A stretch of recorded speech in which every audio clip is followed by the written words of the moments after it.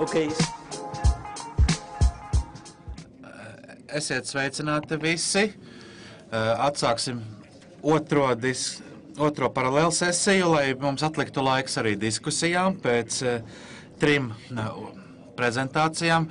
Un vispirms vēlos pateikties visiem organizatoriem, gan arī visiem apmeklētājiem par savu ieguldījumu, tāpat arī šīs paneļa diskusijas dalībniekiem, kas ir 3 dažādi profesionāļi, kas varbūt katrs no sava skatu punkta, tātad no arhitekta, no politiķa un no komunikācijas speciālista viedokļa. Jo, kā jau mēs iepriekš runājām, ka dialogam ir ļoti liela nozīme mūsu darbā. Un tā kā mēs apskatīsim jautājumus arī visdažādākos mērogos, viens no pirmā mums uzstāstos Pirjo no Somijas, kur apskatīsim dažādu darbu piemērus, dažādākos projektus, kas veido pilsētas vidi mantojuma kontekstā. Tāpat starp mums ir Patriks Rimbērs, kas ir Nantes mērs, kurš ir ļoti cieši strādājis ar dažādiem projektiem, kas saistīti gan ar komunikācijām, gan ar pilsētas pārveidošanu vairāku gadu garumā. Un tāpat viņš ir arī Nantes reģionālās pilsētu plānošanas aģentūras prezidents. Un kā trešais runātājs mums ir Ansis Egle.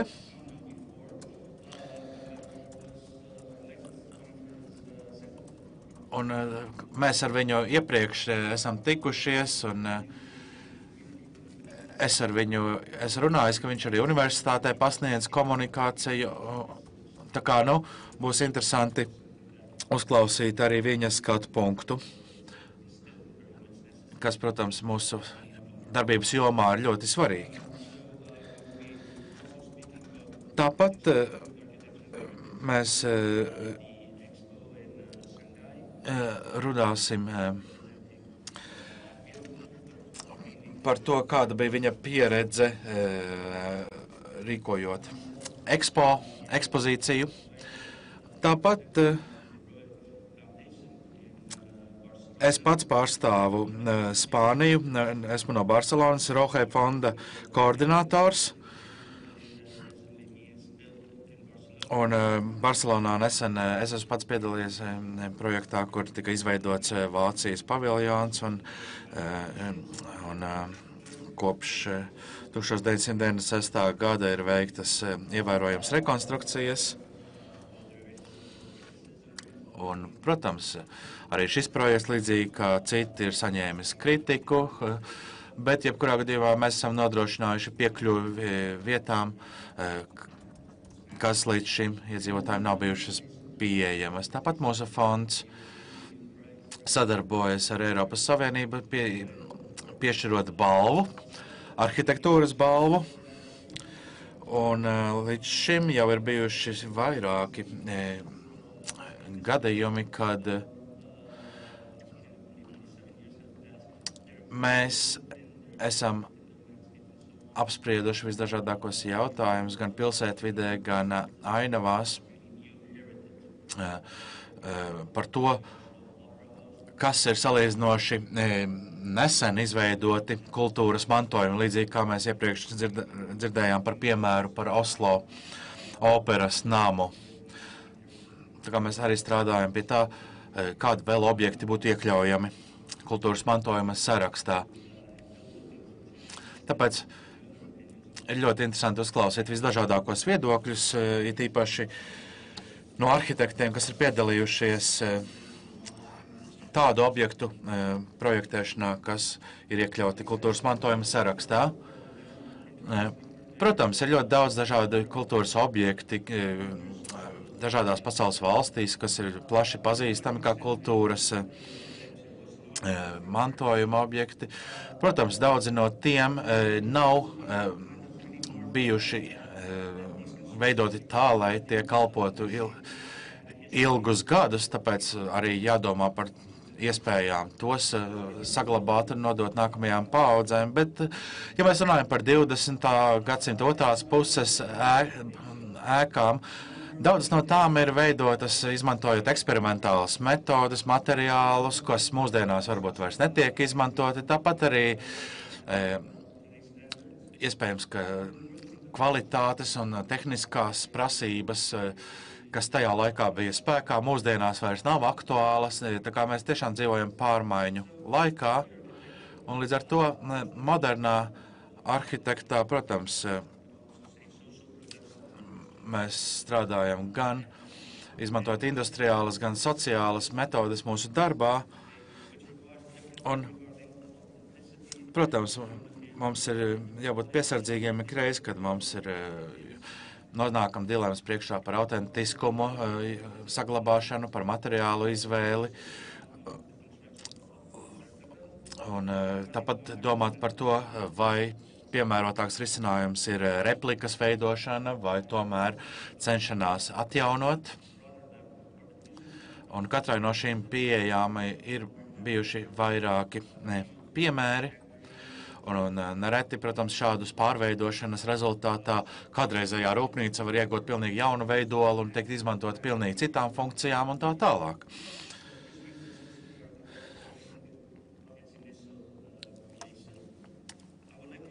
Un, protams, ir ļoti svarīgi no vienas puses runāt par šiem ikoniskajiem objektiem, kas ir jāsaglabā, un no otras puses, protams, mūsu ikdienas gaitas un funkcionālās vajadzības.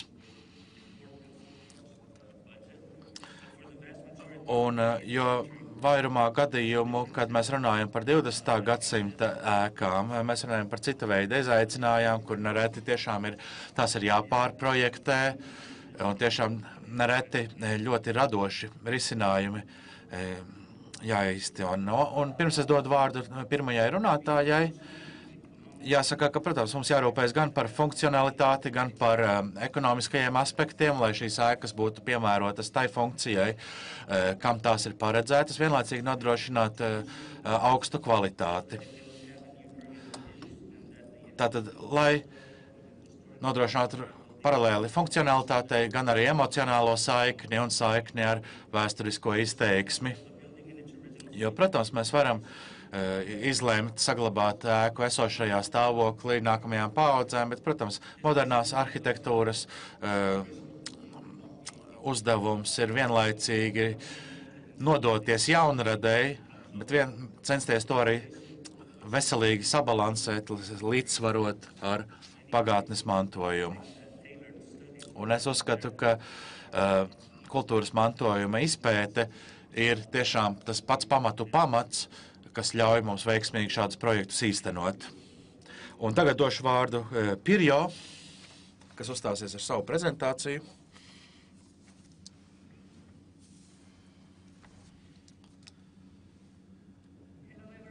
Esiet sveicināti visi. Mani sauc Pirjo Sanaksenaho. Es pārstāvu Somiju. Es esmu arhitekte. Un es praktizēju kopā ar savu vīru, tāpat strādāju arī kā projektēšanas profesors un Alto universitātē.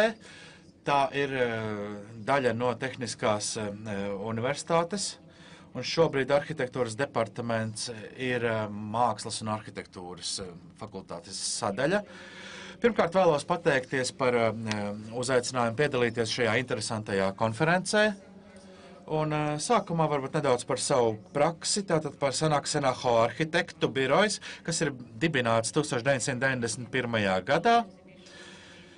Sākumā 92. gadā Sevilijā pasaules izstādē Matti Sanaksenaho kopā ar saviem studentiem piedalījās konkursā par Somijas paviljona izveidi šajā ekspo izstādē, kas arī tika izveidots, un pēc šī veiksmes stāsta mēs izveidojām savu biroju.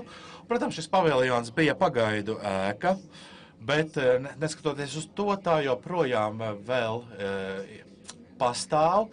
Tā tika izstrādāta 6 mēnešu laikā, bet jāsaka, ka tā joprojām Seviljā, neskatoties to, ka ir pagājuši 23 gadi, tā joprojām Seviljā ir redzama.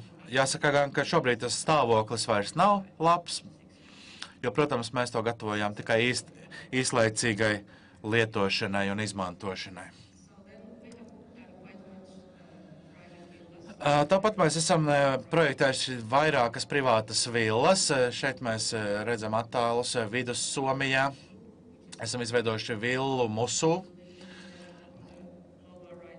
Un apakšējā labajā stārā mēs redzam vēl kādu villu,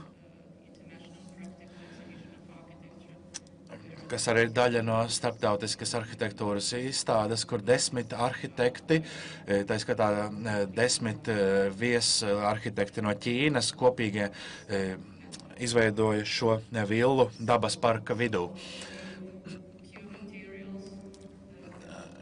Šeit tika izmantotas tādas skulpturālas formas, tīri materiāli, kas arī ir raksturīgi mūsu birojām.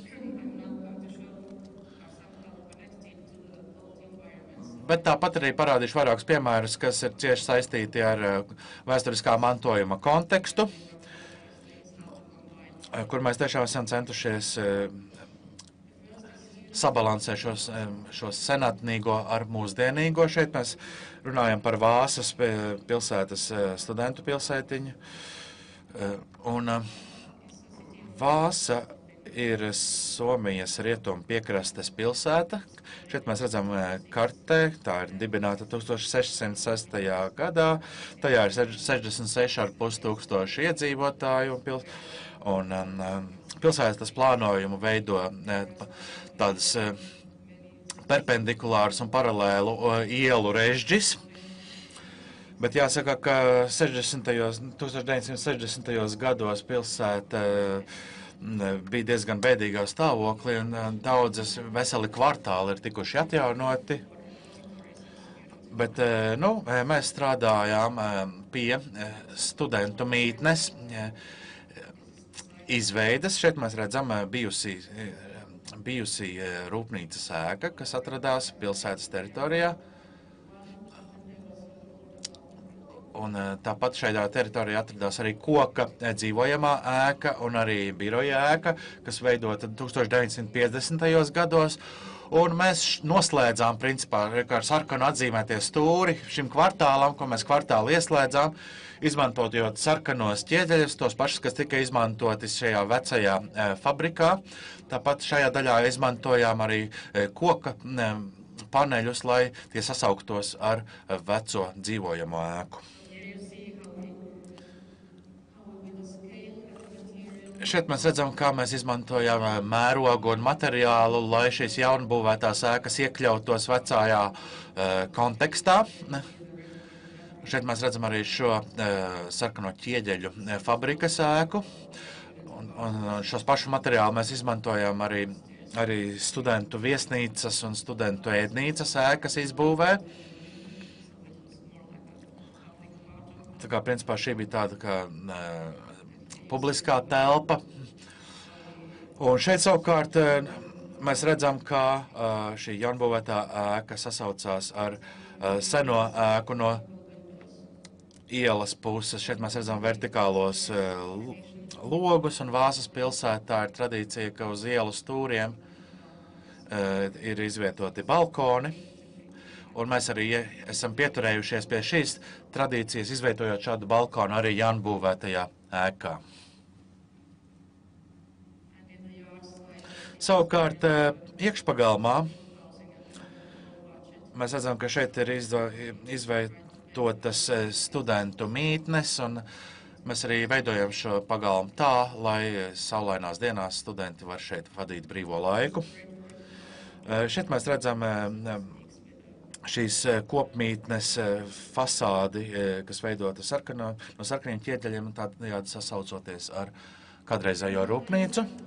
Kāds cits piemērs ir projekts, kas īstenots Helsinkos, bet jāsaka, ka tas joprojām vēl nav pabeigts, bet tas atbilst mūsu tematam. Šeit mēs redzam vecu ūdenstoni Helsinkos, ko projektērs Gunārs Tauhers, arhitekts, 1938. gadā. Tas ir apļveida un būvēts no ķieģeļiem. Šobrīd šajā kalnā ir izveidots izklaižu parks. Jau 1952. gadā, kad Helsinkos tika rīkotas olimpiskās spēles, un mums tika mēs saņemām pasūtījumu izveidot viesnīcu šī ūdenstorņa vietā. Šis ūdenstornis vairs netiek izmantots pilsētas vajadzībām, tas ir iztukšots, bet tepat laikā tas ir tiešām tāds ļoti zīmīgs objekts pilsētas kontekstā. Tas ir redzams no daudzām pilsētas vietām. Mēs izveidojam 4 stāvus no stikla fasādēm, un iekšpusē izveidojām iekšpagalmu.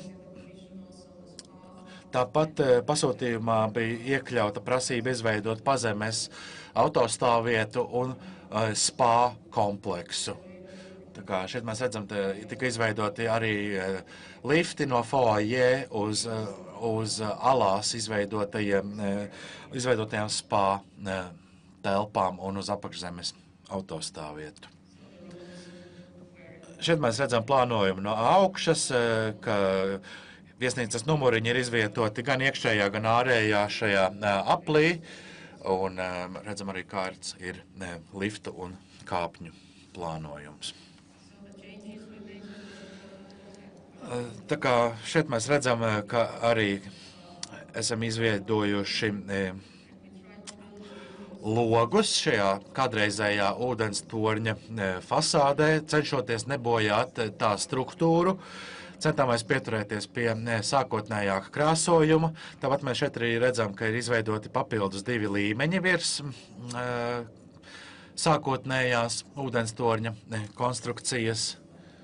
Un šeit mēs redzam režģotus slēģus, kas ir ievietoti logu malās. Bet šāda bija mūsu sākotnējā iesere, bet savukārt Pieminekļu aizsardzības inspekcija iebilda pret šādu logu izveidi, jo tas radikāli mainītu sākotnējo ūdenstorņa fasādi. Un tā kā jau 10 gadus šis ūdenstornis netiek izmantots kā ūdens tvertne, tiešām ir ļoti grūti iedomāties, kādēļ, lai tas tiktu izmantots kā pretarguments šādu fasādes pārveidojumu ieviešanai. Vēl viens nerealizēts projekts ir kultūras centrs Talanlahtī, kas ir Helsinku centrālajā rajonā. Ir parks un ir dažas Helsinku pašas svarīgākās ēkas, parlamenta ēka. Un Finlandijā un Somijas Nacionālais muzejs un jaunā koncerta zāle un modernās mākslas muzejs. Tātad vienā diezgan tuvā attālumā viens no otra ir dažādu ļoti slavenu arhitektu darbi. Un visbeidzot, tad beidzamo 10 gadu laikā šī te pilsētas daļa ir apbūvēta un tiek izmantota. Ir arī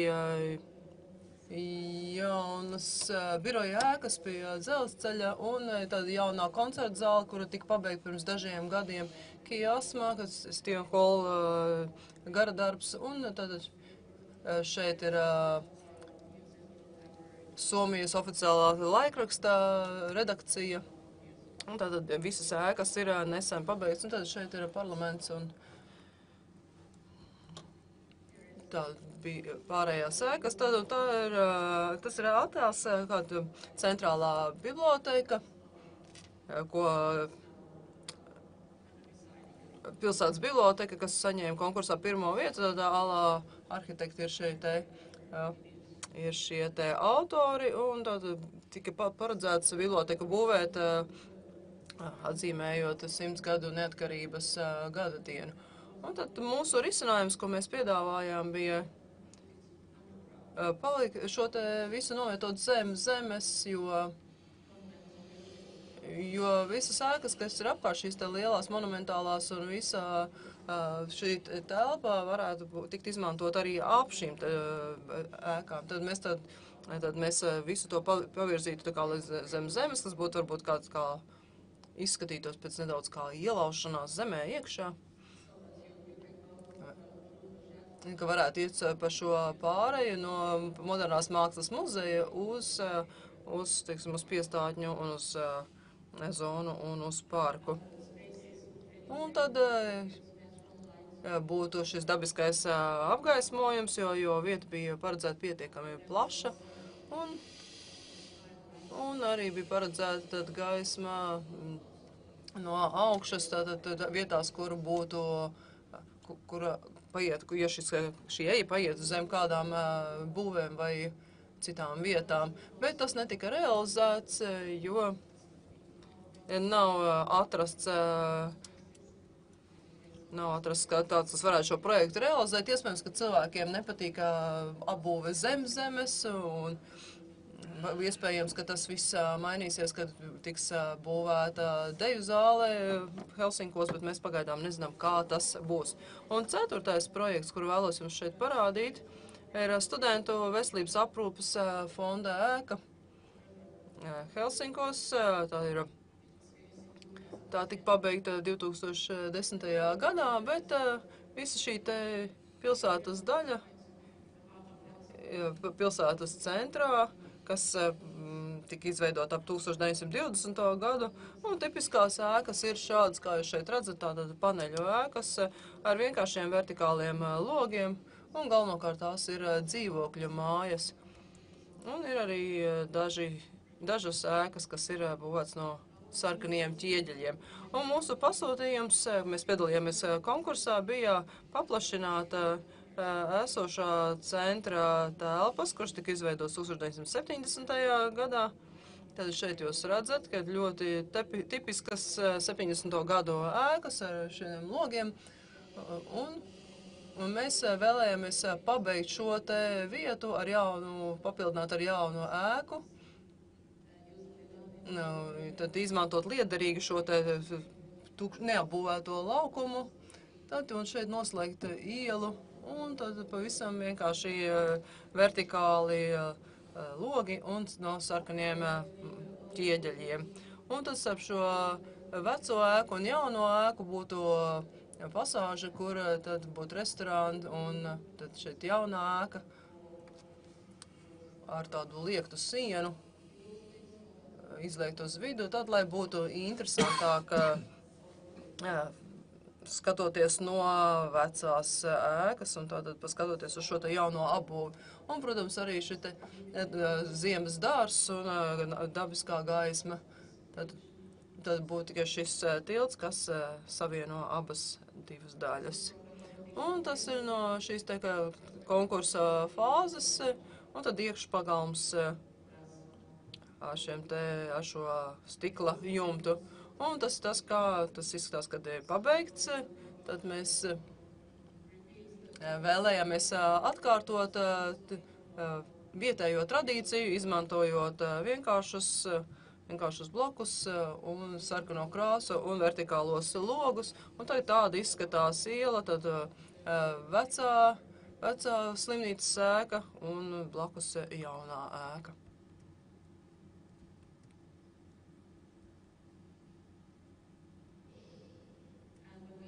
Un logi šajā ķieģeļa sienā tad izskatās vienkārši kā plēve, un galvenais logs ir tā loga iekšpusē, ir tā kā iekšpusē šī tā kā stikla plāksne. Un līdz ar to mēs redzam, ka tā ir tāda viendabīga siena. Un ieeja jaunajā veselības aprūpes centrā bija paredzēta pa vidu, starp šo jauno ēku un 70. gados celto ēku caur stikla foajē. Nu, mēs izmantojām arī varu dažās daļās, piemēram, pie ieejas, lai padarītu to izteiksmīgāku, un tad dažādas rūpīgi izstrādātas detaļas, kas atgādina šos te ēkas formu. Tad, piemēram, galvenās ieejas durvju rokturi, un tad šī te pārēja no vienas ēkas uz otru ēku. Un tad šeit jūs redzat strādājošo restorānu, ja pētnīcu, kā tas izskatās. Un tad stikla plāksnes, tad mēs izvietojām dēļ akustikas. Un vecajai ēkai mēs pievienojam tos no jauna, lai būtu labāka akustika, un tas darbojas ļoti labi. Un tad ir arī vietas, kur darboties, strādāt un arī kur patvērties un atpūsties. Tātad šeit mēs labi redzam, kā tas izskatās dzīvē. Un tad šie vienīgie elementi, kas savieno abas ēkas, ir šie stikla tilti, un no tiem tiltiem jūs pārējot no vienas ēkas uz otru varat labi redzēt pilsētas skatus. Un vēl viens projekts, kuru vēlos jums parādīt, ir mākslas kapelā Turku, Somijā. Projekts tika izstrādāts 1995. gadā, bet beidzot tika īstenots tikai 2005. jo bija zināmas problēmas ar finansējumu. Turku ir veca pilsēta Somijā, tā ir vistuvāk Stokholmai. Tā ir viduslaiku pilsēta, un arī visas pilsētas struktūra, kas vairs nav saglabājusies, jo pilsēta ir tik vairākas reizes ir degusi, bet tomēr Turku katedrāle ir saglabājusies kā vecākā ēka pilsētā. Tā ir būvēta vairākās fāzēs, bet tātad šeit mēs redzam to daļu, kas datējas ar 1200. gadu. Un tad ir dažādi procesi. Vispirms tā bijusi romiešu baznīca, un tad ir gotiskie elementi, un tad 18. gadsimtā tad tika izbūvēts turnis, kuru projektēja Karls Ludvigs Engels, un mēs konkursā piedaloties saņēmām uzdevumu izveidot jaunu ekumenisko kapelu Turku. Tad, Turku ir vieta, kur kristietība sasniedza Somiju, un tāpēc mēs nevarējām izdomāt, kāda ir vajadzīga šī te baznīca, un idejas bija dažādas. Ideja bija tāda, ka tai būtu jābūt ekumeniskai baznīcai, lai visu reliģisko piedarību pārstāvi varētu to izmantot. Tad mēs nonācām atpakaļ pie pašām saknēm. Tātad mēs domājam par pirms kristietības laiku, kad cilvēki ticēja citām lietām, un arī, protams, mums bija ļoti interesēja rietumu baznīcas forma, kā tas viss izskatās kopā. Tad šeit ir plāns, kurā vietā bija plānot baznīca, tātad mazliet kalnaina vieta. Tad altārim jābūt austrumos, kā tradicionālajās baznīcās, un ieejai no rietumiem. Un tad mēs sadarbojamies ar māksliniekiem, ar skulptūriem. Un mums bija tāda ideja, ka mēs varētu izveidot tādu kā unikālu viengabalainu būvi. Tātad šīs ir zīmējumi un modelis no izstrādes procesa, no konkursa. Tad tikai viens materiāls iekšpusē, viens ārpusē, tad varš ārpusē un iekšpusē bija paredzēta no koka.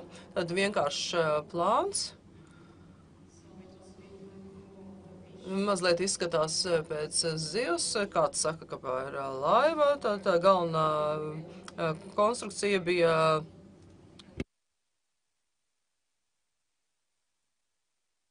tad laminēts koks un tad foyer šeit, un tālāk tātad dažādas palīga telpas un tehniskās telpas, kas ir zem zemes, un tad arī tad solu rindas, un tā ideja bija tāda, ka šeit varētu organizēt arī mākslas izstādes, un kā tas notiek vecās viduslaiku baznīcās, kad baznīca un māksla spēja sadzīvot. Un ceremoniju zāli šajā daļā. Tad šeit ir altāras, kur dabiskā gaisma nāk no šiem te logiem aiz altāra. Un patiesībā, sēžot baznīcā, jūs redzat tikai gaismu, bet neredzat neko uz āru. Un tātad konstrukcija bija ļoti vienkārša. No laminētas koksnes to sagatavoja kuģu būvētāji, kuri varēja palīdzēt mums ar šādiem te materiāliem. Un tad šeit ir jau pabeigts projekts. Šodien tā ir daudz tumšāka šī būve, mazliet zaļāka, un arī vieta apkārt ir zaļāka. Un tad altāra gals, un tad mēs vēlējāmies, lai tā ārpus izskatās kā zivs, tāpēc tāds ornaments. Un altāra logi, caur kuriem plūst gaisma. Un ieeja. Patiesībā tā ieeja ļoti neliela. Un cilvēki saka, ka ir liels pārsteigums ieejot telpā, kurā liekas, ka durvis ir nelielas, un tomēr tā ir tik liela, jo, kad jūs tuvojaties, tā neliekās tik liela. Un neliels loks virs ieejas, tad, lai būtu gaisma izejot no telpas, un altāra logi no iekšpuses, tad sakrasēja un tātad dažādas griestu veidojums.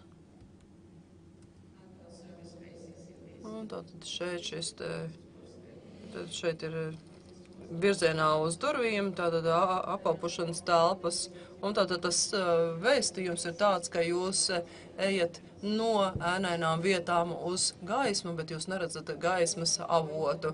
Tā bija mūsu interpretācija, kā mēs uztvērām mūsu uzdevumu. Tā mēs saprotam moderno baznīcu vecās tradīcijās. Paldies par uzmanību!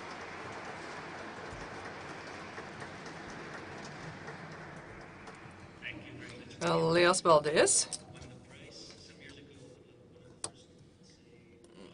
Kad kāds no pirmajiem projektiem parādījās un saņēma balvu, tad modernās mākslas apbalvojumu, tad viens no tiem bija par eseni. Un tad tur dažādi arhitekti veido dialogu ar esošo situāciju.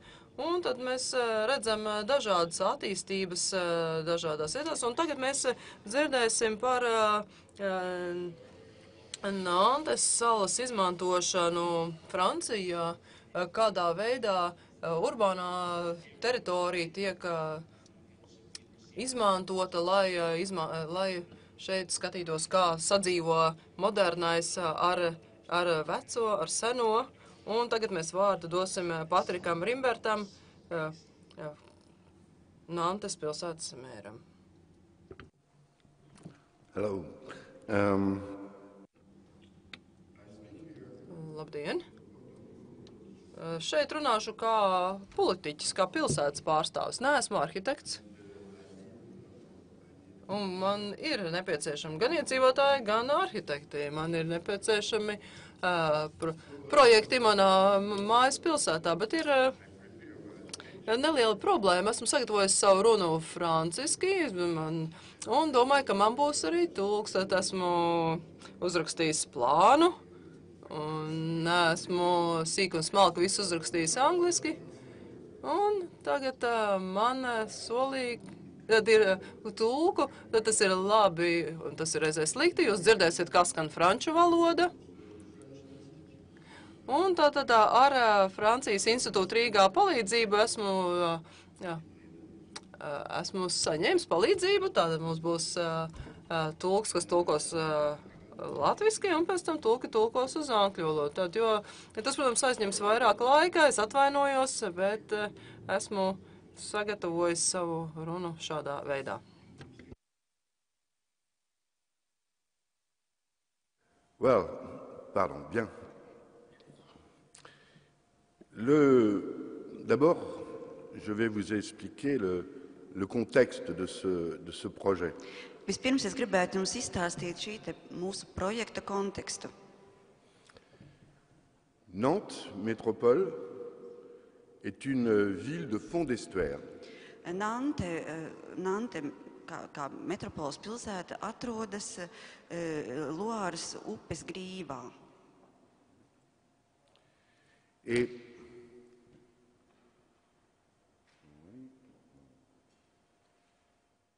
donc, le Saint-Nazaire Tātad pie pašas grīvas atrodas Senazēras pilsēta. est un port qui a été construit par l'État. Tātad Senazērā atradās osta, kuru uzbūvēja valsts, Pour développer les chantiers, de nouveaux chantiers navals. lai tur attīstītu kuģu būvniecību. Maybe I speak a long time and you translate. I try to don't speak too much. Pardon, je devrais. Et donc, Saint-Nazaire est une décentralisation de Nantes. Faktiski, ja mēs runājam par Senazēras pilsētu, tā ir tā kā, varbūt decentralizēta Nante. Et en fait, nous avons créé une métropole Nantes-Saint-Nazaire. Un faktiski tika izveidot šī administratīvā vienība Nante metropole un kopā ar Senazēras pilsētu. Et nous avons un plan urbain opposable à tous les plans communaux ou intercommunaux Un de tout ce territoire. šai administratīvajai teritoriālajai vienībai ir vienots attīstības plāns, kas tātad ir kopīgs Nantes pilsētai, Senazēras pilsētai un visām tām pieguļošajām pašvaldībām. Nantes Métropole, aujourd'hui, c'est 600 000 habitants. Nantē šobrīd dzīvo 600,000 iedzīvotāju. La moitié sur Nantes, qui a été construite essentiellement au nord. Faktiski Nantes vēsturiskā daļa atrodas pilsētas ziemeļdaļā. Avec une emprise sur le sud. Arī ar tādu, kā jāsaka, balstu, atkāpi dienvidos. Pour contrôler les passages du nord au sud. Lai kontrolētu, jāsaka, plūsmu, preču plūsmu starp ziemeļiem un dienvidiem, un arī no austrumiem uz rietumiem. Ce qui est assez courant dans les villes d'estuaire et dans les villes. Tas, jāsaka, tā ir tāda varbūt parasta pieņemta lieta tieši pilsētās, kas atrodas upes grīvās. L'île de Nantes est exactement ici, au sud de Nantes. Un tas, par ko stāstīs Remberga kungs, tāda Île de Nantes, Nantes sala, šis te projekts, atrodas Nantes dienvidu daļā. Donc, on voit ces enjeux stratégiques. Tātad mēs redzam, kādi bija tie strateģiskie izaicinājumi. Pour l'ensemble de la métropole. Izaicinājumi, ar kuriem faktiski vajadzēja saskarties Nantei metropolei. Voilà. L'île de Nantes. Tātad mēs redzam šeit Île de Nantes, tātad Nantes salu. Ici, avant, il y avait la Loire qui passait. Tātad šeit, kur Remberga kungs rāda. Un peu plus longtemps. Donc, il n'y avait qu'une seule ligne de pont qui allait de là. Il y avait plusieurs îles. Et Nantes, et donc, je dirais qu'il se situait là, avait la Loire qui passait là. Ici, vous avez une île. Ici, vous avez une autre île. Ici, vous avez une autre île. Ici, vous aviez 5 îles. Faktiski, varbūt vēsturiski Loāras upes gultne, šķērsoja vairākās vietās pilsētu, un faktiski pilsētas centrā atradās vairākas salas, kuras viņš parādīja, kuras bija, kādreiz bija salas, šobrīd jau viņas vairs nav, nepastāv. Nous avons des quais, nous avons des îles sans eau. Un faktiski viņiem tad ar kaut kādu laiku atpakaļ faktiski Nante bija tādā situācijā, ka bija krastmalas, bet faktiski, kurām cauri netekēja upe. Ce qui rend Nantes incompréhensible au point de vue urbain. Un tāpēc no pilsētu plānošanas viedokļa faktiski nebija izprotama Nante kā pilsēta. Ja. mais ce qui en fait son charme. Bet no otras puses tas tieši piešķīra šai pilsētai viņas šarmu. L'île de Nantes, c'est 3 parties. Île de Nantes partie-là, sastāv no 3 daļām. cette partie-là qui est au 19e siècle, les industries portuaires et surtout la construction navale qui passe de l'autre côté. Tātad 19. gadsimtā šajā pirmajā daļā atradās, jāsaka, ostas infrastruktūra un arī kuģu būvētava. Les faubourgs, une partie faubourienne sur la seule ligne de pont jusqu'en 1900, dans les années 67. Tad bija arī tās ostas priekšpilsētas, jāsaka, dzīvojamie rajoni līdz pat kādam 70. gadam. Et l'extension des années 70. Šī daļa attīstījās 70. gados. Résidentielle et tertiaire. Pārsvarā, protams, dzīvojamā apbūve un biroji. Les chantiers navals ferment en 1987. Un tātad 1987. gadā kuģu būvētava tika slēgta. L'histoire de Nantes, de son industrie, sa mémoire s'arrête et il y a une profonde sinistrose. Tātad šajā gadā viss tas, kas saistīts ar Nantes vēsturi, ar Nantes rūpniecības vēsturi, ar Nantes identitāti, faktiski šī saikne tika pārtraukta. Et crée une polémique pour les élections de 1989. 1989. gada vēlēšanās faktiski par šo jautājumu norisinājās tāda plaša polēmika. Que fait-on? On rase. Ko tad mēs darīsim? Vai mēs visu noslaukam no zemes virsmas? Et on fait comme dans beaucoup d'endroits, on profite du waterfront. Vai mēs darām tā, kā daudzās citās vietās ir izdarīts? Mēs, jāsaka, visu nolikvidējam un iekārtojam varbūt parku, vai mēs arī padomājam? Ou on réfléchit collectivement. Vai mēs kolektīvi domājam? Pour savoir l'avenir de cette île. Un kolektīvi domājam un lemjam par šīs salas nākotni. Pour cela, Jean-Marc Ayrault et l'équipe dont je fais partie gagnent les élections. Tajā gadā par mēru kļūst Jean-Marc Ayrault un es strādāju viņa komandā. Le projet urbain.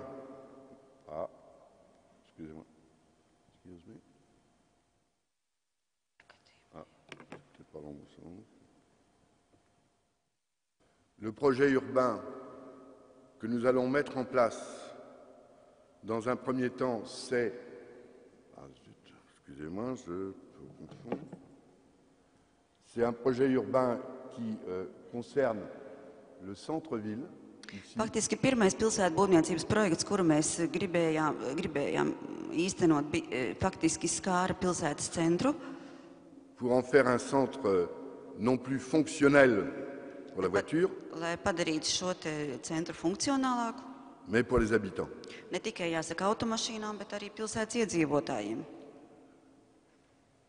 Pendant ce temps-là, pendant les 5 premières années, nous allons passer une commande à Perrault et Gruyter, Perrault qui construisait à cette époque-là la grande bibliothèque à Paris, pour leur dire, nous avons une intuition, mais vous, en tant qu'urbaniste, en tant qu'architecte, quelles questions devons-nous nous poser pour répondre au devenir de ce site?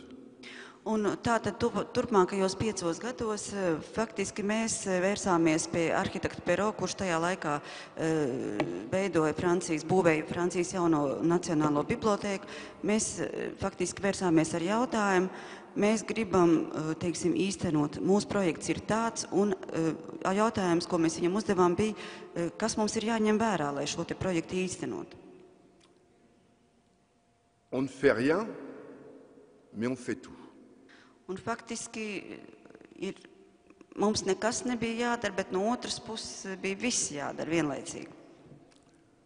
Qu'est-ce qu'on fait d'abord? Ko mēs darām vispirms? On a pendant 6 ans, on fait venir de grandes villes du monde les avant-gardes culturelles. Tātad pirmajos 6 gados, ko mēs darījām?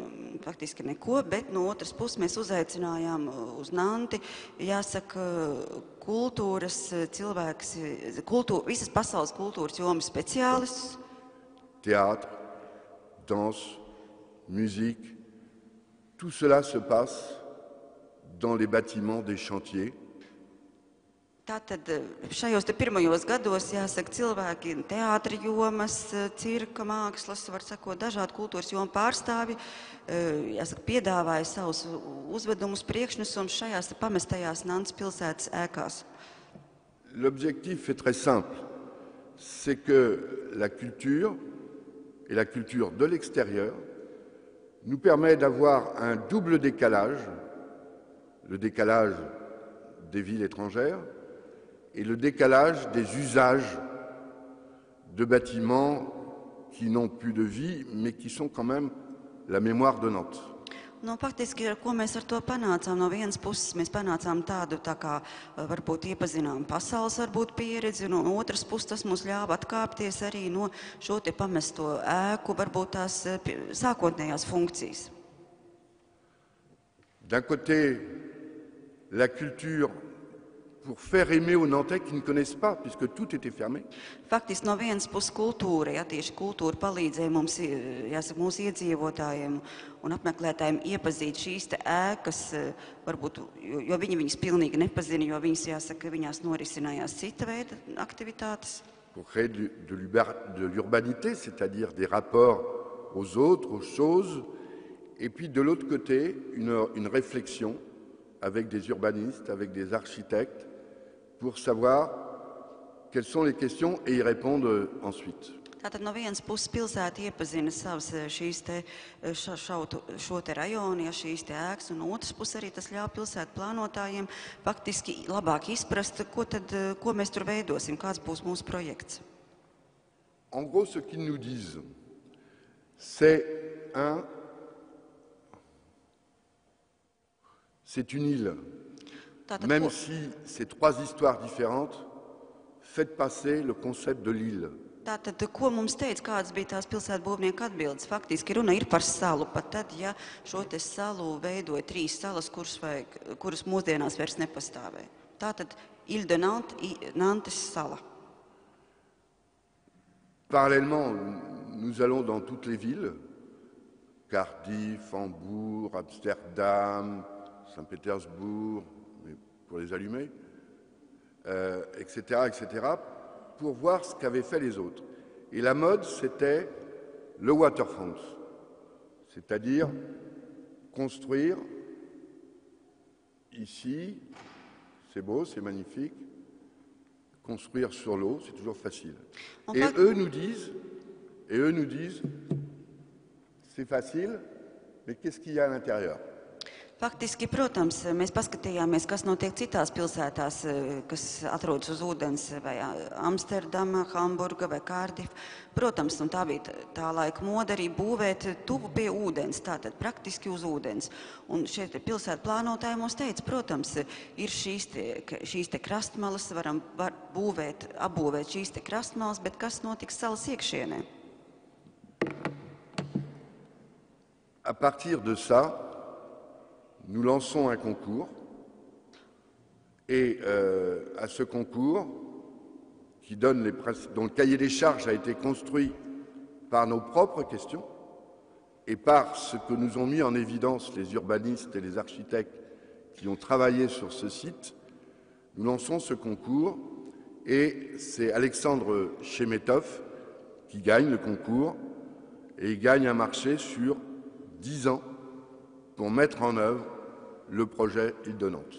Un tad mēs Nantes pilsētas pašvaldību, tātad mēs izsludinām konkursu, lai īstenotu, jāsaka, šo te mūsu projektu, ņemot vērā pilsētu plānotāji, jāsaka, šos te uzstādījums un šo te jau redzējumu, kā mēs redzam, kā šī sala attīstīsies. Un tātad šajā te konkursā uzvar arhitekts Aleksandrs Šemetovs, kurš iegūst faktiski, jāsaka, viņš strādās turpmākos 10 gadus, lai īstenot šo te mūsu projektu. Prendre son temps, c'est pouvoir aller vite après. Et voilà le résultat du... Nous avions 20 ans, voilà le résultat en termes d'emploi, en termes de résidence, en termes d'économie, enfin tout est là. C'est un bilan un peu sec mais réel. Et nous avons les objectifs atteints.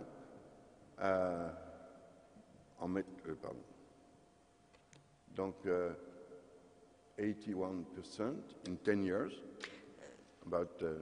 Tātad faktiski, bet šeit mēs, jāsaka, tādā uzskatāmā, varbūt mazliet sausā veidā redzam faktiski skaidrs, kas atspoguļo visu to, kas tika izdarīts un tika paveikts 10 gados.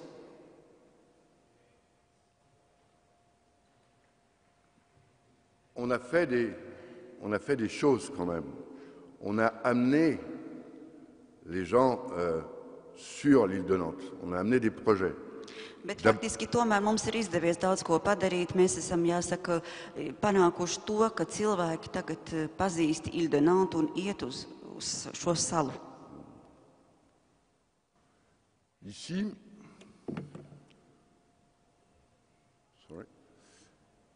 Ici, vous avez l'ancien Nantes. Tātad šeit jūs redzat veco Nantes pilsētu, vēsturisko Nanti. Le vieux Nantes, le waterfront du 18e, du 17e siècle. Krastmala, jāsaka, šī te panorāma, tātad tā ir veidota 18. gadsimtā. Nous faisons une passerelle piétonne avec l'île de Nantes. Mēs tātad uzbūvējām gājēju tiltu, kas ved uz šo te Nantes salu. Et on implante le nouveau palais de justice construit par Jean Nouvel en face. Un jau, jāsaka, šis te gājēju ceļš ved uz mūsu uzbūvēto jauno tieslietu pili, tiesu namu, kura arhitekts ir Žans Nuvels. Le palais de justice, c'est dans l'évidence la centralité. Protams, tieslietu pils atrodas šīs te Nantes salas pašā centrā, tā ir ļoti svarīga celtne.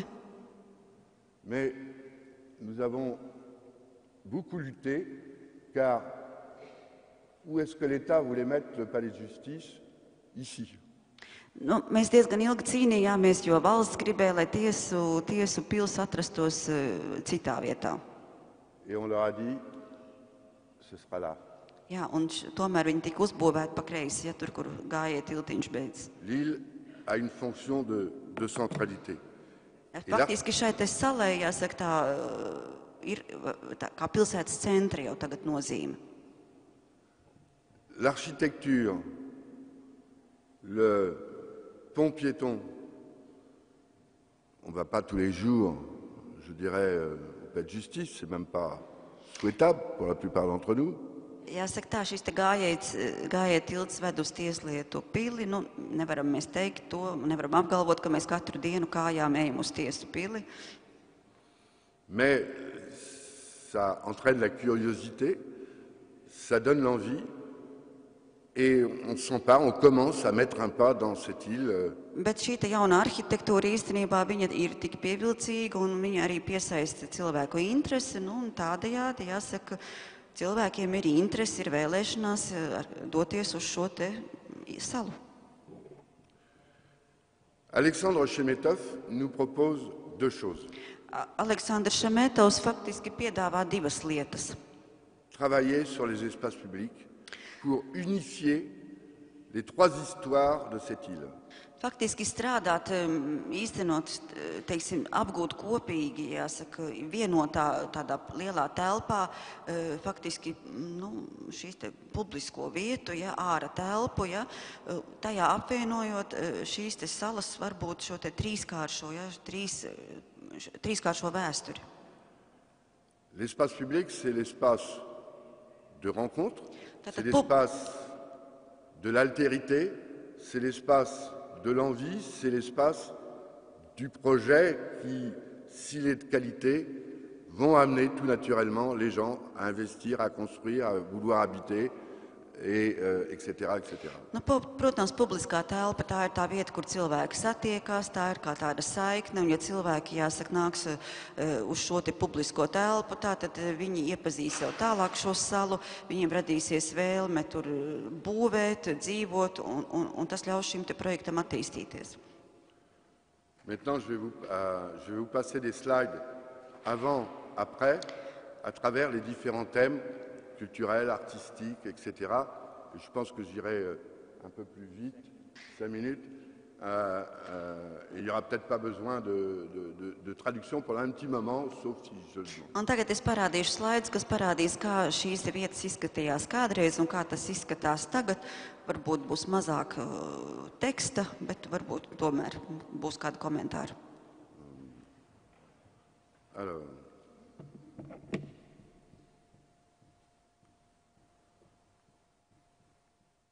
Avant. Tātad fotogrāfija, kāda šī vieta pirms tam izskatījās. On fabriquait des bateaux à l'intérieur. Tātad tā ir kuģa būvētava un šajās te, jāsaka, Et à l'extérieur. Rūpnīcā tātad tika ražoti kuģi gan iekšpusē, gan ārpusē. Vous voyez ça. Qu'est-ce que vous en faites? Ja, kad jūs redzat kaut ko tādu, ko jūs ar to dariet? Est-ce qu'un architecte pourrait construire quelque chose pour des usages qui sont là, nouveaux usages que je vous expliquerai tout à l'heure.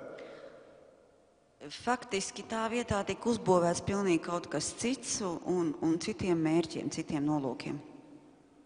Par contre, on s'est dit on garde la structure métallique. Bet arhitekta risinājums bija faktiski saglabāt ēkas struktūru, šo te metālisko struktūru. On crée une rue à l'intérieur. Caur šo te ēku, bijušo ēku, tātad ēkas centru tātad šķērso jau jauna izveidota iela.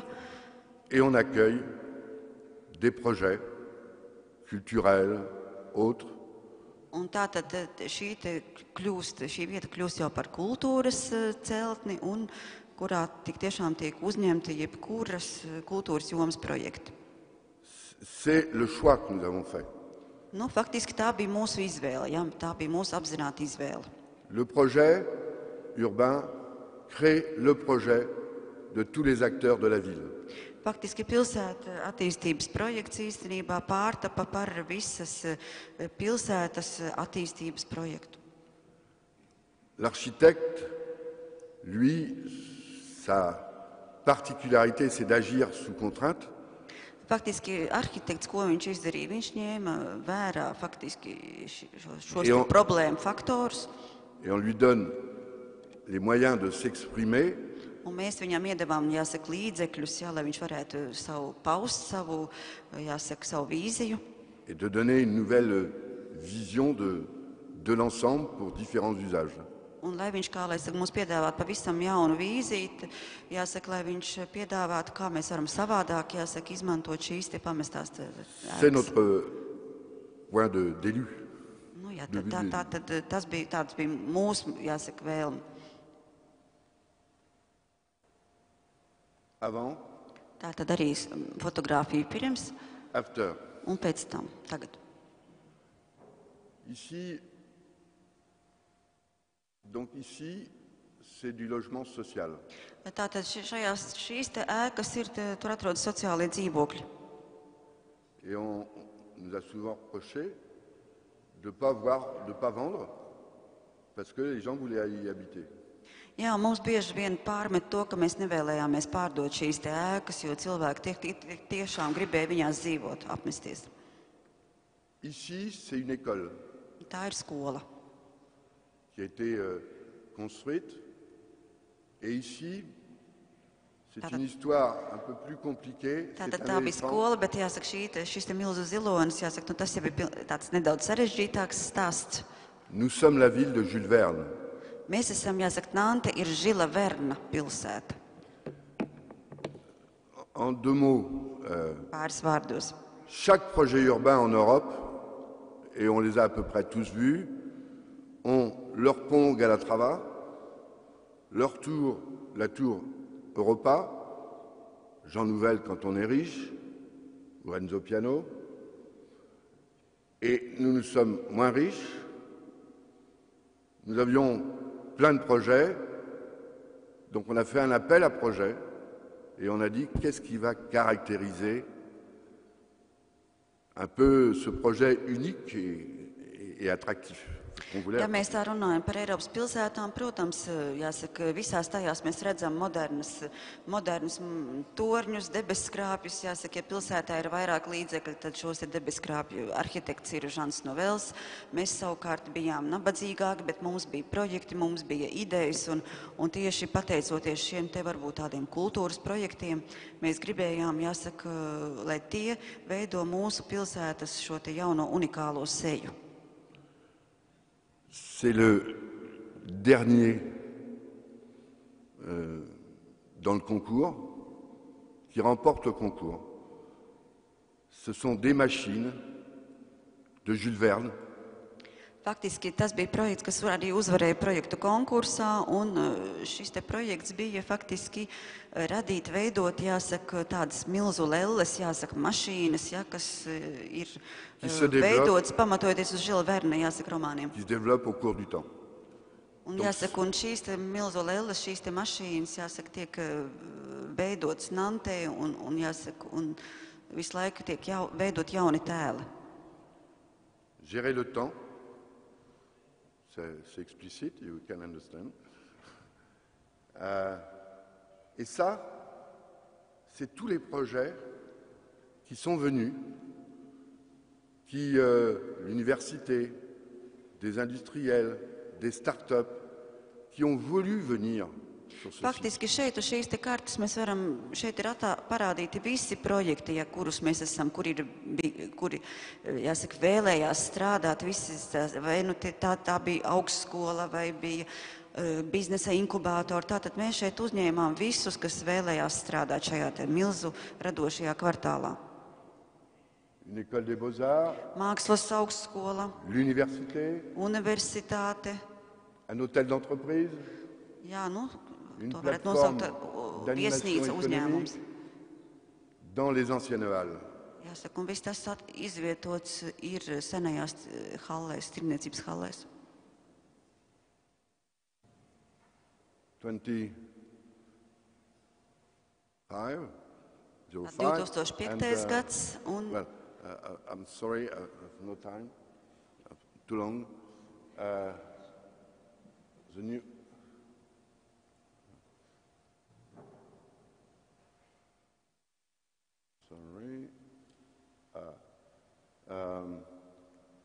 new architecture school before, after. An old industry, foundry. Somebody told me that I must keep something here. Kāds man sacīja, ka tur kaut kas ir jāsaglabā, un tātad šo vietu, ko vajadzētu saglabāt, tāpēc mēs uztaisījām konkursu, un mēs zinājām, ko mēs šeit vēlamies, un tātad saglabājām visu konstrukciju, un uztaisījām zem šīs konstrukcijas dārzu.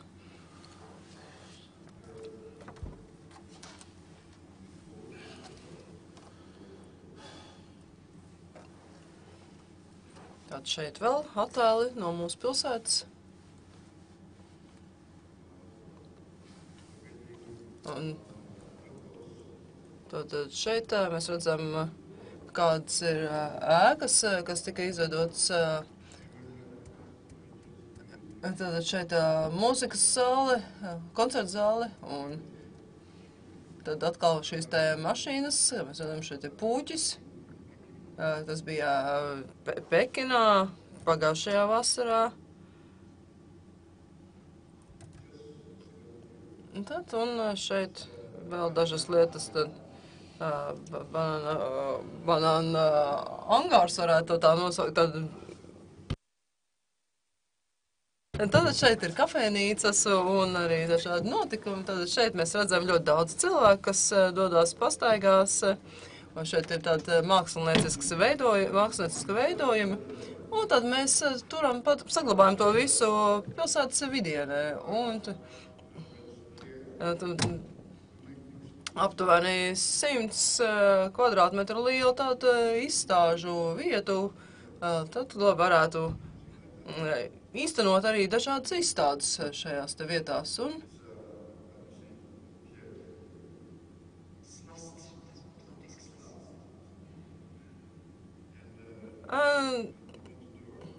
tas ir tāds kā slasts,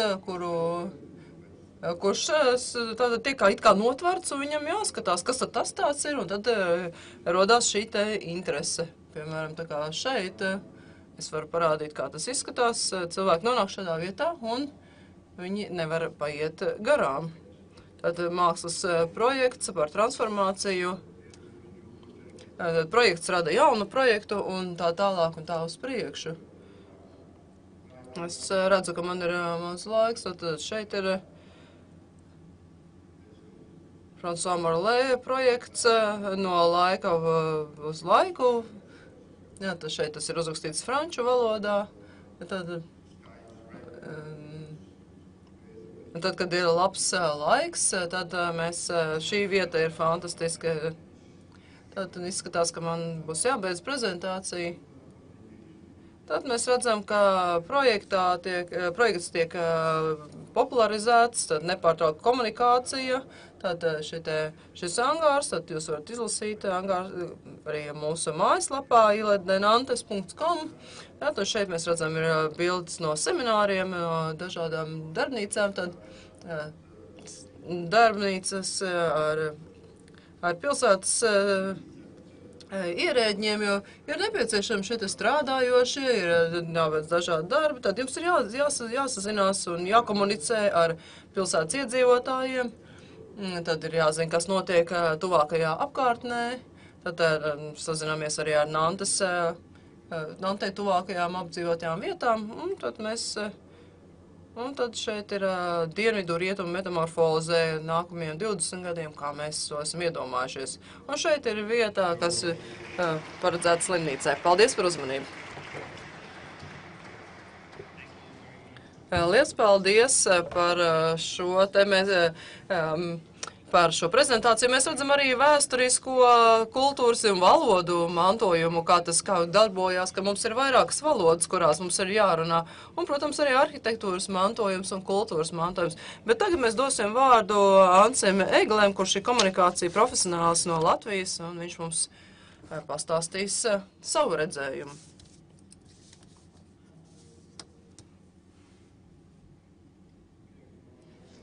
Sveiki visiem! Joprojām ir rīts. Mans vārds ir Ansis Egle.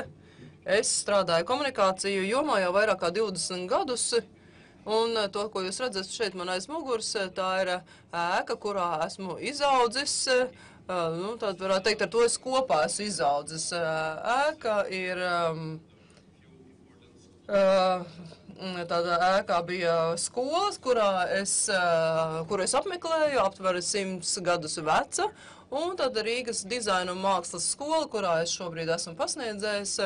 Un ir ļoti svarīga šī vieta gan man, tajā kontekstā, ka mēs runājam par saglabāšanu, par kultūras mantojumu saglabāšanu, jo šī ēka man ļoti daudz ir iemācījusi, cik ļoti svarīgi ir saglabāt vēsturi, cik svarīgi ir komunicēt to, lai tas būtu veiksmīgi.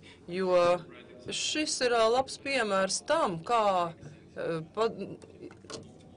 panākt, lai lietas notiktu, jo jūs jau daudz droši vien zināt, kā tas ir, zinātnis tas ir arī pierādīts, ka, ja nepastāv komunikācija, tad izjūg ģimenes un patiesībā izjūg arī visa sabiedrība. Tad, un ja mēs to ekstrapolējam mazliet plašākā mērogā, tad mēs saprotam, ka tas pats attiecās uz mums, uz sabiedrību, kā uz ģimeni. Tātad, lai mēs dzīvotu un plauktu, mums būtu jākomunicē vairāk, jums ir jāstāsta, ko mēs grasamies darīt, par ko mēs domājam. Un šis mans konkrētais piemērs ar skolu un īpaši skolas saglabāšanas un renovācijas procesu aizņēma gandrīz 13 gadus.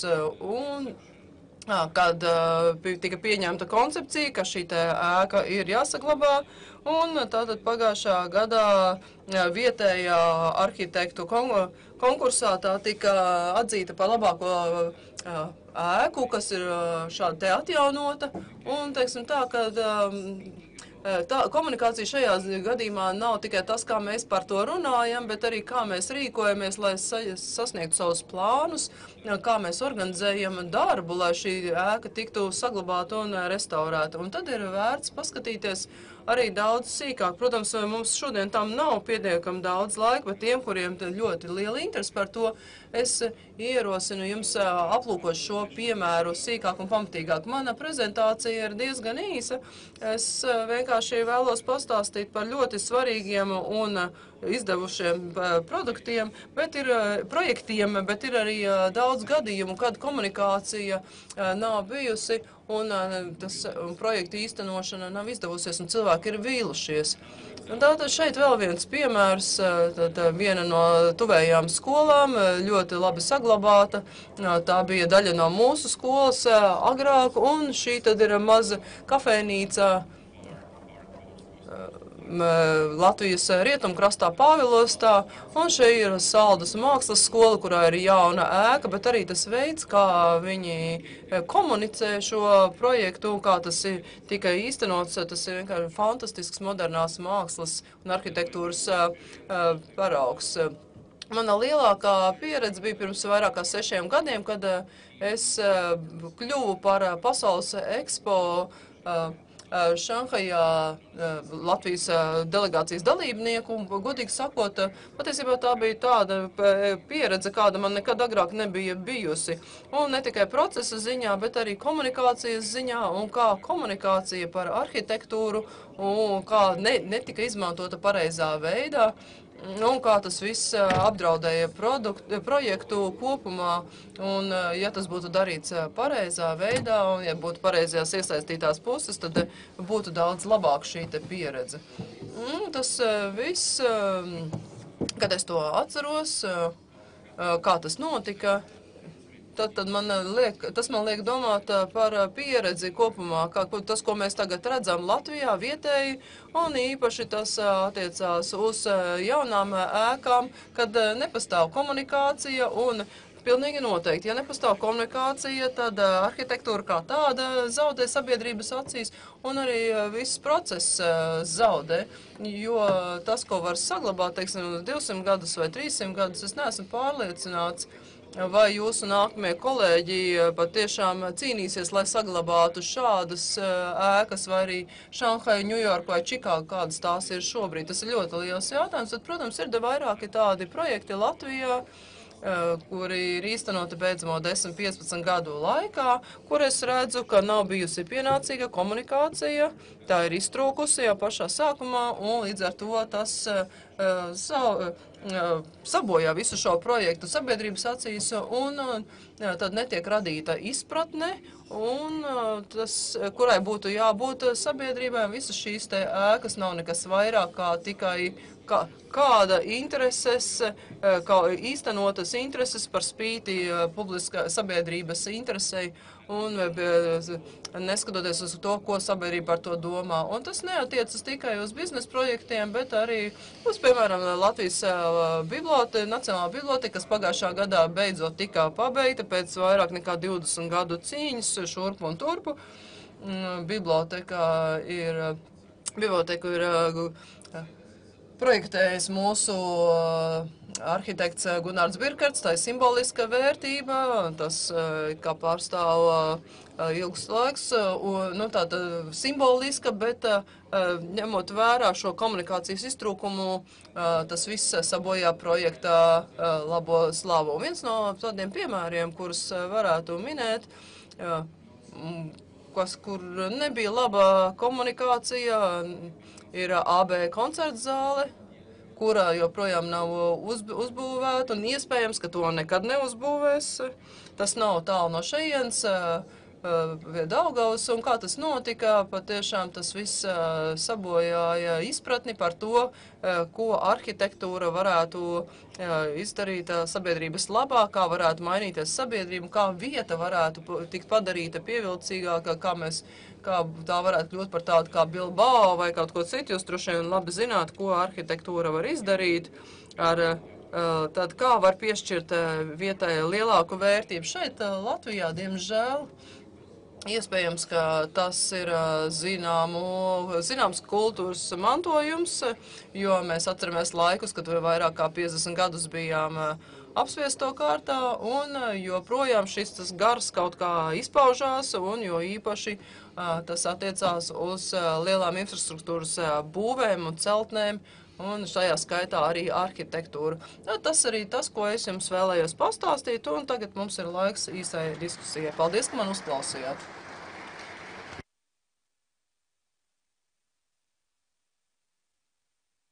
Es vēlētos sākt šo diskusiju, un tā kā jūs esat šeit, vēlētos pajautāt tātad par komunikāciju. Jūs sacījāt, ja nepietiek komunikācijas, tad reizēm pietrūkst arī zinošu arhitektu, vai mēs domājam, ka mēs varam kaut ko organizēt, starpdisciplināras grupas un darbu, tad par mantojumu, par izmantošanu un tā tālāk. Un tad mēs varētu savienot visus šos cilvēkus, kas ir iesaistīti konkrētā projektā, un nodot tālāk šo te ziņu sociālos tīklos un pilsētu iedzīvotājiem. Jā, tas, kas, manuprāt, ir vissvarīgākais, ir nebūt neaktīviem, jābūt proaktīviem tieši komunikāciju jomā. Ja jums ir ideja, jums ir kaut kas sakāms, jums ir jābūt aktīvākiem nekā jūs parastos apstākļos būtu. Īpaši, ja jūs vēlaties izvirzīt savu projektu un īstenot to. Tas, ko es esmu iemācījies par proaktivitāti, īpaši ņemot vērā to, ka man ir daudz draugu arhitektu šajā jomā strādājošo, tad ir lieliski cilvēki. Bet viņi tā kā ir pašpietiekami ar sevi, un viņi necenšas izstāstīt savu ideju, viņi necenšas komunicēt un pārdot šo te ideju, un viņiem būtu jābūt tādiem atvērtākiem un vairāk jāiesaista tajā visā cilvēka, lai tas viss tiktu īstenots. Un pilnīgi noteikti proaktivitāte ir visiem izdevīgāka un visiem vajadzīgāka. Un proaktivitāte droši vien būtu iespējama arī gadījumos ar mantojumu. Jā, tas ir tas, ko es sacīju, piemēram, par Rīgas dizaina un mākslas skolas projektu, ka šī te darbība nāca no arhitektiem, un tas bija tas veids, kā viņi pasniedza šo te informāciju, kā viņi to pasniedza nevalstiskai organizācijai, kas ir iesaistīta šajā procesā, un jebkurā gadījumā bija vajadzīgi vairāk kā 10 gadi, lai šo skolu atjaunotu un projektu pabeigtu. Tad es teiktu tā, nekad nevajag padoties, un tad ir iespējams projektu īstenot. Vai vēlaties kaut ko piebilst? Man ir vēl viens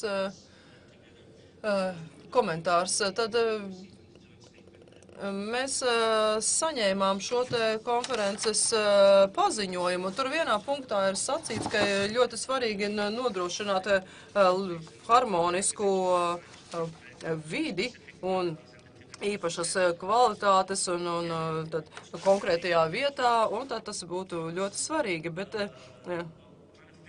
man bija tāda doma par šiem diviem vārdiem visā šajā te definīcijā, ka kad mēs runājam par spriedzi starp opozīciju, starp divām pusēm, kuras ir iesaistītas procesā, un tad atkal rodās jaunas idejas un tad pretestība, varbūt šī pretestība atkal rada kaut ko jaunu, jaunus rezultātus. Un nākamais ir par cieņu, par to, ka mēs saprotam un vēlamies saprast otru pusi. Tad es caur jūsu pieredzi vēlētos uzklausīt, ko jūs domājat par konfliktu situācijām un kā tas ir dažādos projektos, kā šī cieņa var tikt izprasta un vai tas nav bīstam, ja mēs izmantojam šādas te definīcijas diezgan vispārnātā veidā. Manuprāt, konflikti parādās tādi, ja pietrūkst informācijas. Un ir ļoti svarīgi, lai visi iesaistītie tiktu pietiekoši ātri informēti jau sākot no projektēšanas fāzes. Tad jau arī iedzīvotājiem ir jābūt informācijai par to, kas tiek plānots un kā tiek plānots. Un pēc tam iespējams, ka rodās vēl kādi konflikti, bet vismaz visas puses ir informētas, un tā to varētu risināt. Es domāju, tas ir tieši tas pats, ko es jau minēju par proaktivitāti, tikai ir jāiesaista visas puses jau pavisam agrīnā fāzē, un tad būs mazāk konfliktu situāciju un mazāk spriedzes. Tas ir tas, ko es domāju. Konflikts pastāvēs vienmēr, bet konflikts var būt labs. Jo tad mums ir katram savs viedoklis, kurš mums ir jāpamato. Tas būs gan pilsētas pārstāvi, gan arhitekti, vai divi arhitekti savā starpā, vai divi pilsētas pārstāvi savā starpā konfliktē, un varbūt, kad nonāk pie kāda risinājuma. Un tad ir jautājums, kas tas ir par konfliktu, vai tā ir intelektuālās īpašumtiesības, vai tas ir būvnieku konflikts, vai tā ir nesaskaņas starp cilvēkiem?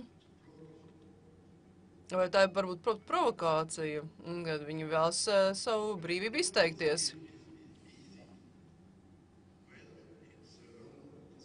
Bet tie ir ilgstošas diskusijas. Tās diskusijas ir jāorganizē, un tām jābūt organizētām. Un, jebkurā gadījumā, kad nonāk pie kopsaucēja, tad visi ir apmierināti, un tad ļoti bieži šie cilvēki, kuriem ir bijusi taisnība, tad viņi teikuši, jā, bet man bija taisnība, un jebkurā gadījumā strīdos dzimst patiesība. Es esmu politiķis, un es pieņemu, ka man šāds konflikts reizēm ir jāorganizē, lai veicinātu domu apmaiņu. Dažreiz man ir jāizvēlās starp dažādām pusēm, starp arhitektiem, starp projektiem, starp viedokļiem.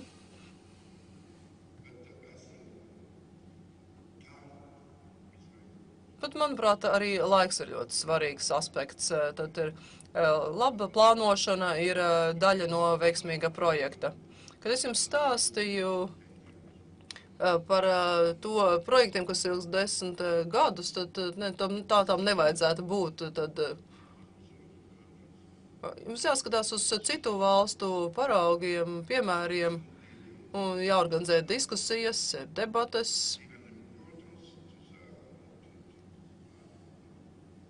Un saprotot, piemēram, manā gadījumā, cik svarīga ir sala un kādi ir šie projekti, ir jāizstrādā vīzija. Un tad vīzija par to, kas veido šo koptēlu un kā tas izskatīsies.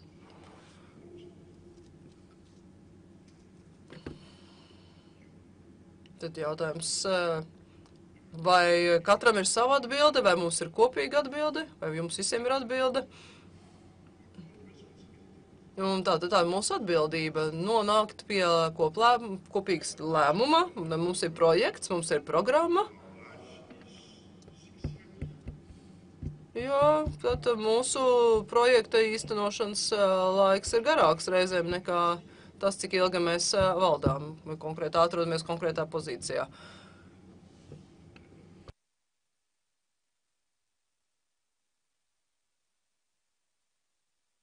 Bet, jebkurā gadījumā, konflikts nav slikta ideja. Visi to zina, ka strīdos dzimst patiesība.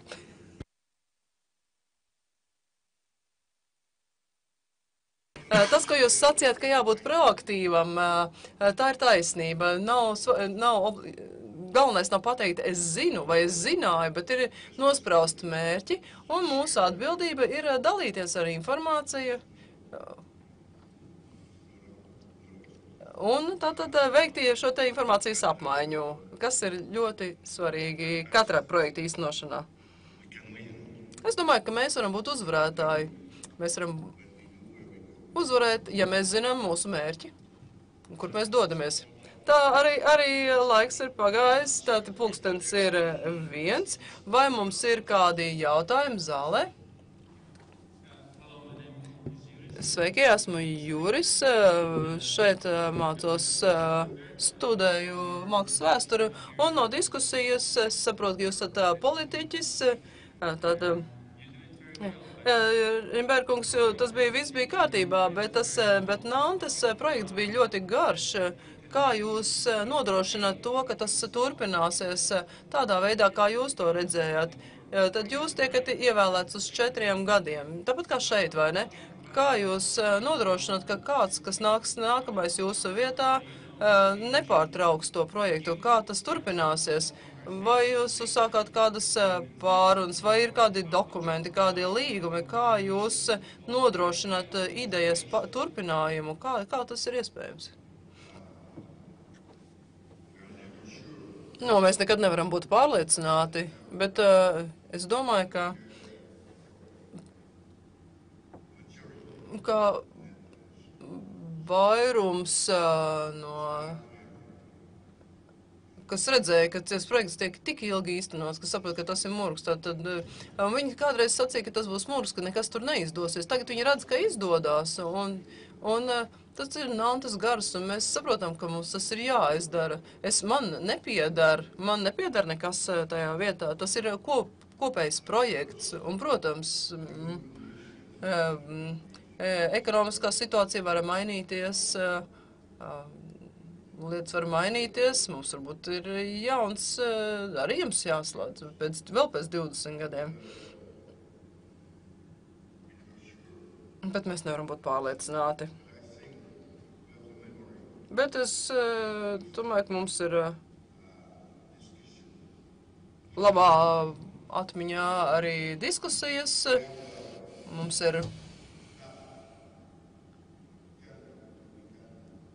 ir pamats tam visam darbam, un tad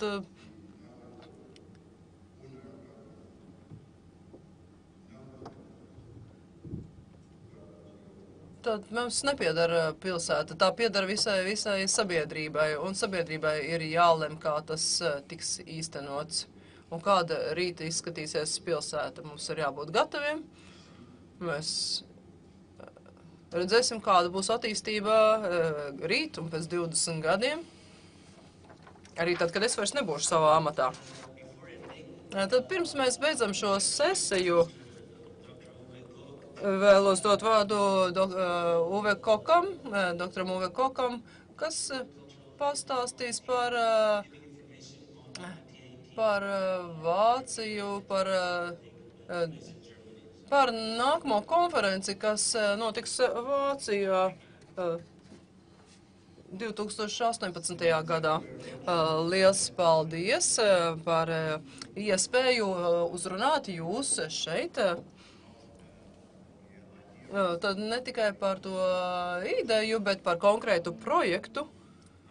Un skatoties nākotnē uz jauno projektu īstenošanu, mēs esam dzirdējuši par to, cik svarīgi ir aizsargāt pieminekļus. Mēs dzirdējām par Eiropas pieminekļu aizsardzības gadu. Mēs dzirdējām par to, ka šis ir pirmais ļoti svarīgais arguments, lai mēs atkal kādu jaunu gadu, šo konkrēti 2018. sauktu par kultūras mantojuma gadu. Bet tas pilnīgi noteikti nebūs vienīgais, jo ļoti svarīgi arī ir tas, ka kultūras mantojums šobrīd jau ir redzams un izbaudāms pavisam citādi, pavisam atšķirīgi. Ar Eiropas apvienošanos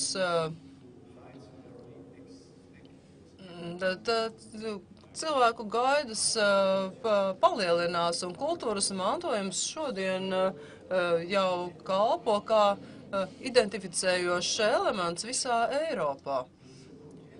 Tas ir potenciāls, kurš aizvien vairāk kļūst svarīgs mūsu konkrētajā situācijā, un ļoti bieži Eiropa tam varbūt nepievērš tik daudz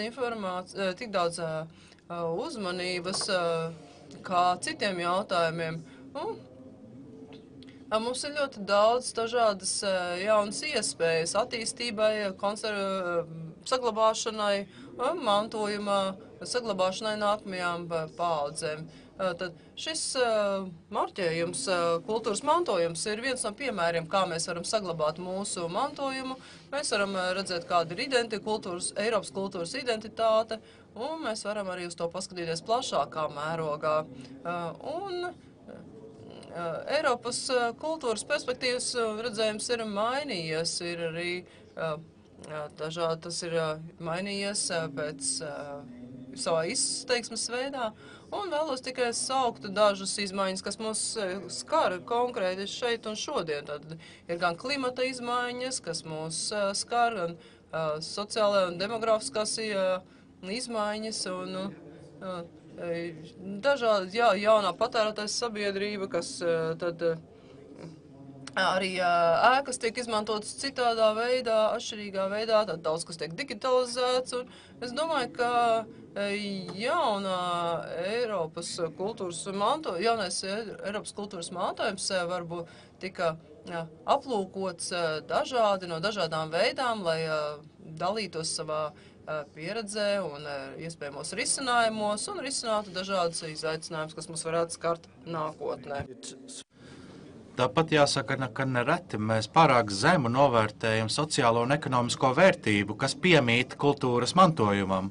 Jo kultūras mantojums ir ne tikai kaut kas tāds, kas ir neaizstājams un neatkārtojams, bet tāpat laikā mums tas jāskata kā ļoti vērtīgs resurss, ko mēs varam izmantot ne tikai ekonomiskiem mērķiem, bet arī sabiedrības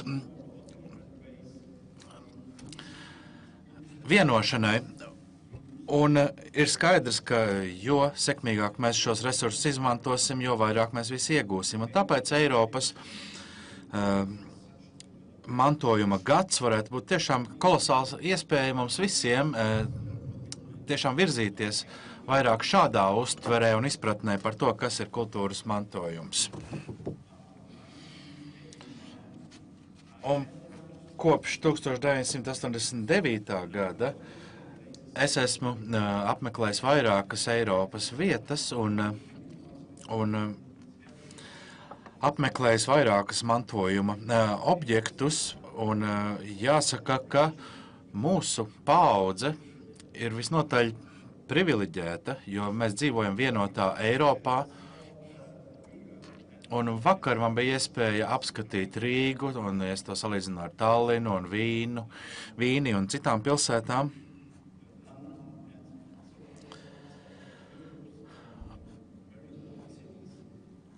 Un šādējādi es tiešām varu izbaudīt Eiropas mantojumu tā daudzveidībā. Un tāpat man ir bijusi iespēja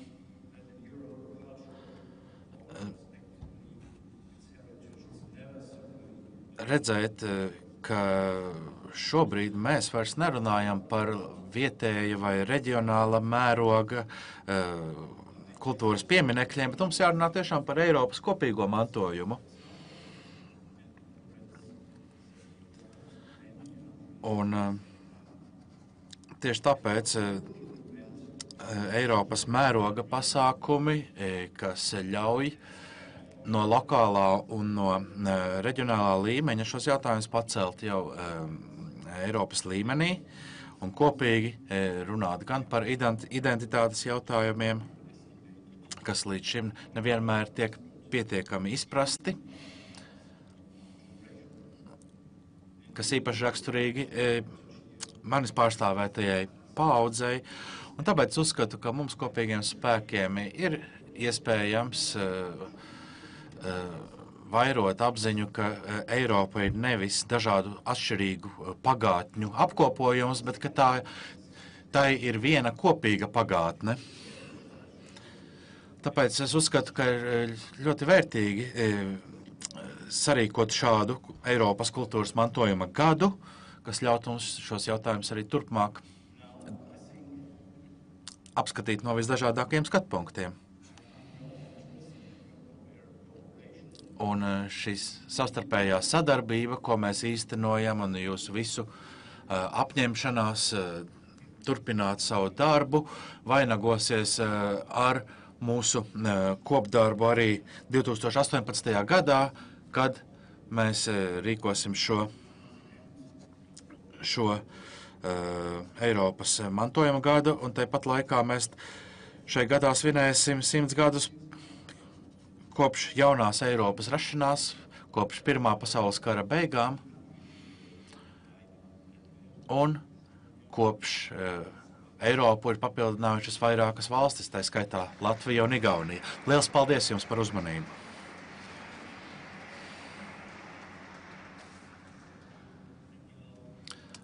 Liels paldies visiem, kas piedalījās šajā sesijā, un tagad dosimies pusdienu pārtraukumā.